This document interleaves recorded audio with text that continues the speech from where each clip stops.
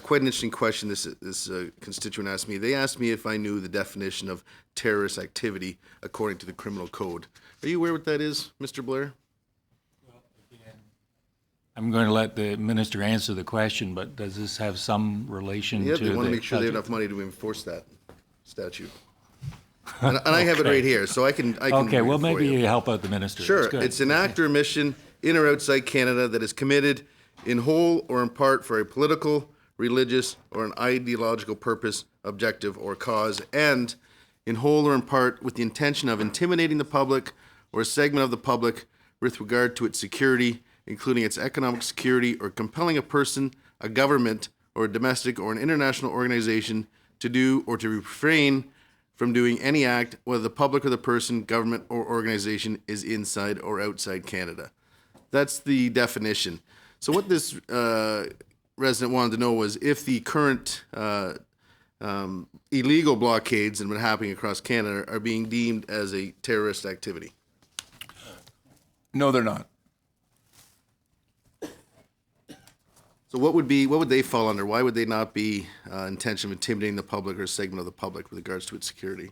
And again, they wanted to know that. When I looked it up myself, I was curious. Yeah, one of the challenges of people who read legislation, and it's how the law is applied and defined by our courts and by the police.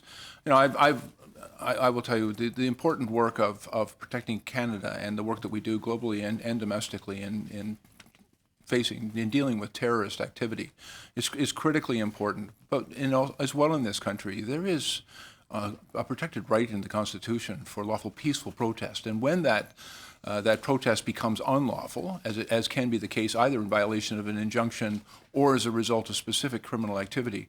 But our officials don't make the immediate nexus in criminal activity to terrorism.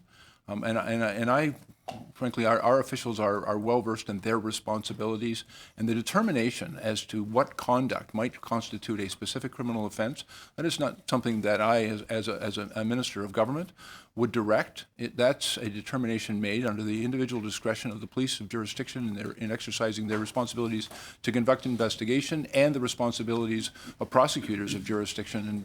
And so I would not leap to that determination, but leave it to the police and to our prosecutors to determine whether or not any conduct meets a threshold of that level of criminality.